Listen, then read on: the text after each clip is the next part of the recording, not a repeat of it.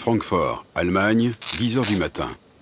Au moment où certaines personnes s'offrent une pause café, d'autres préparent des cocktails plus explosifs.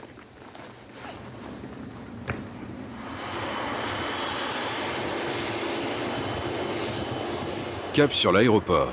Cet homme a un objectif, entrer avec sa bombe dans la zone sécurisée. Il se fait passer pour un employé d'une compagnie aérienne. Contrôle. En effet, ce ne sont pas uniquement les passagers qui sont contrôlés. L'ensemble du personnel doit subir un contrôle également. C'est une conséquence directe de la réglementation européenne destinée à contrer les menaces terroristes.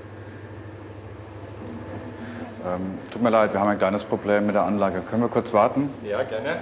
Cet homme est un inspecteur de la Commission européenne. La bombe est fausse et est destinée à tester la vigilance des contrôleurs aux entrées personnelles. Staff screening is a very useful tool to add an additional security layer which avoids the introduction of prohibited articles by staff members into the security restricted area.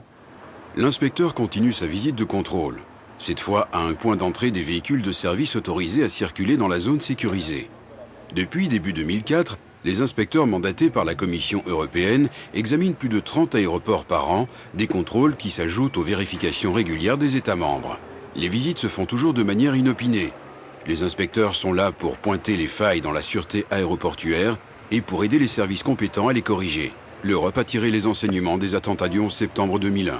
S'il y a bien un domaine où il faut agir au niveau européen, c'est au niveau de la sûreté. Les terroristes seraient les premiers à tirer parti des faiblesses du maillage européen. S'ils savaient que dans un État membre, les mesures de sûreté ne sont pas prises correctement, ils s'infiltreraient vite par le point faible de l'Europe. Donc il nous faut des normes de sûreté de haut niveau, et puis il faut bien veiller à ce qu'on les respecte. C'est pour ça qu'on fait des inspections pour voir si dans les aérodromes, les normes de sûreté sont bien observées, et pas observées de temps en temps, mais observées tous les jours, avec la même rigueur. L'intérêt aussi de cette nouvelle réglementation, c'est que les normes de sûreté et leur application soient homogènes dans tous les aéroports européens. Direction le tarmac. Au pied des avions où les bagagistes chargent et déchargent les appareils, toujours incognito, notre inspecteur vérifie en particulier deux choses. La première, c'est que les bagages ne soient pas laissés sans surveillance comme le veut la réglementation. La seconde, c'est qu'à cet endroit, l'accès à l'avion est limité aux seules personnes autorisées qui doivent porter leur badge de manière visible. Toute autre personne n'a rien à faire là. Démonstration. Guten Tag. Ja, gerne. Und was machen Sie hier? Wir machen eine kurze Aufnahmeinspektion von der Europäischen Kommission bezüglich Luftfahrtsicherheit. Okay, alles klar, nehmen wir im Ausweis. Na, danke. Dankeschön.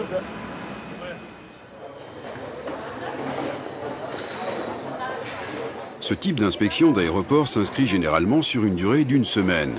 Tous les points sensibles de l'aéroport sont passés au crible, notamment le contrôle des passagers, comme nous l'explique en situation l'inspecteur européen.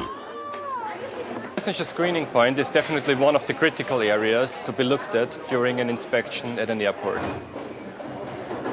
What is extremely important that not only those passengers that cause an alarm of the Voxer metal detector are hand searched, but that there are technical or manual means in place to ensure a random selection of those passengers that would not cause an alarm of the Voxer metal detector. These passengers still have to be hand searched in order to find also non-metallic prohibited articles, like, for example, explosives.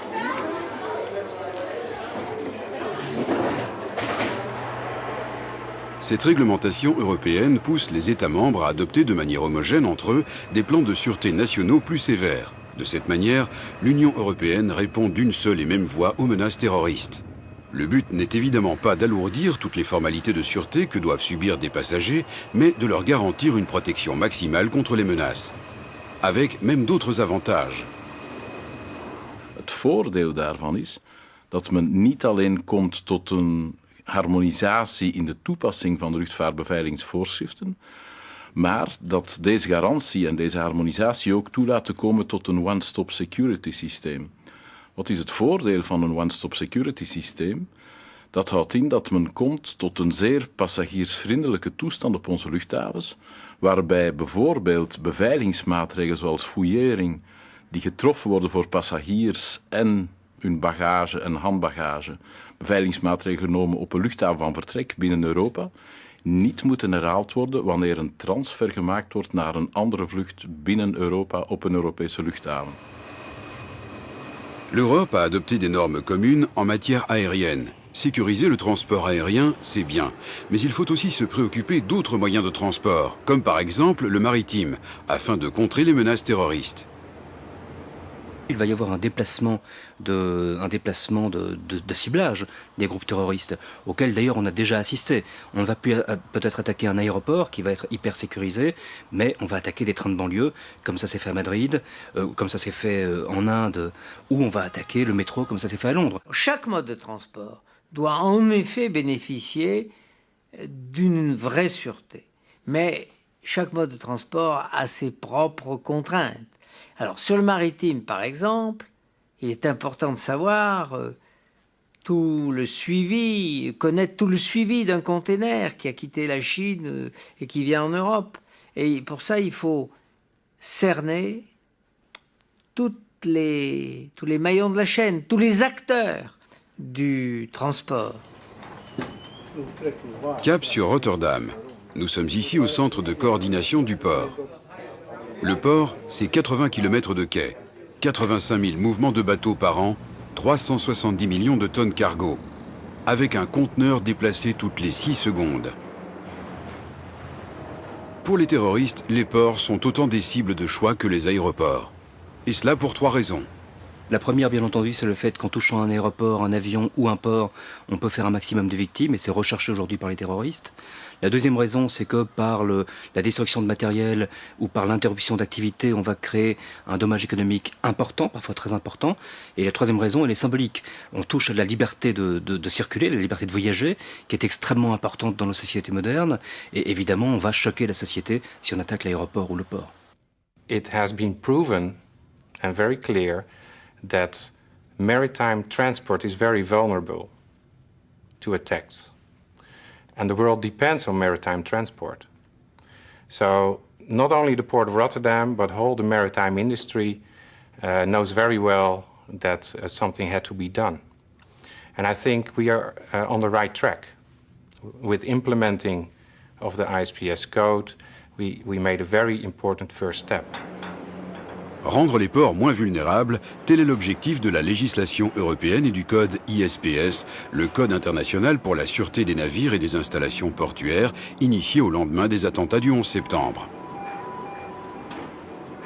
La législation communautaire a rendu ce code obligatoire et l'a étendu à tout type de trafic international, mais aussi national.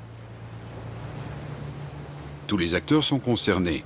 Les administrations, les ports, les compagnies et les navires de tout type, que ce soit des navires de passagers ou de fret. Ces règles sont effectives depuis juillet 2004 en Europe et partout ailleurs dans le monde. Before 2004, there were a lot of ports where they had no fencing and no security cameras, and quite often no security patrols as well. So there was free access to anybody wanted to go onto these terminals could actually go there. Après 2004, après la mise en œuvre de la réglementation, voilà à quoi ressemblent les terminaux des ports. On ne s'y balade plus librement. Des clôtures entourent l'ensemble du périmètre, des caméras de surveillance passent le secteur au peigne fin, le contrôle d'accès est systématique aussi bien pour les visiteurs que pour les transporteurs routiers de conteneurs. Ceux-ci doivent s'enregistrer via ces bornes informatiques lorsqu'ils entrent dans le terminal. Les conteneurs pleins doivent porter des scellés de manière à ce que l'on puisse prouver qu'ils n'ont pas été ouverts durant le voyage. En addition aux mesures du code ISPS, les services des douanes inspectent aussi les conteneurs à l'aide de rayons X, de manière à détecter les trafics en tout genre, mais aussi les dispositifs terroristes qui pourraient porter atteinte à la sûreté du port. Une sélection aléatoire de 120 conteneurs par jour passe via ce tunnel, soit 40 000 conteneurs par an. Par contre, tous les conteneurs passent devant ces portiques qui analysent le taux de radioactivité de chacun d'entre eux. Les responsables du port de Rotterdam reconnaissent des avantages à ces mesures. La sûreté n'est pas seulement une question de coûts supplémentaires. It's not only cost and it's not only disadvantages, but I think really that it can make the port more efficient, that it can make supply chains more efficient.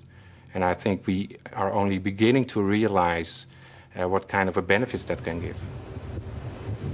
Comme dans le secteur aérien, la Commission européenne a initié un régime d'inspection. Les inspecteurs ont débuté leur visite en juillet 2005. Après les attentats du 11 septembre, l'Union européenne a dû faire face à l'internationalisation du terrorisme. En appliquant des mesures de sûreté efficaces et harmonisées au niveau européen, elle joue la carte de la prévention et réduit considérablement le risque. Pas question pour elle de mettre en péril la vie de ses concitoyens et 80% de son approvisionnement.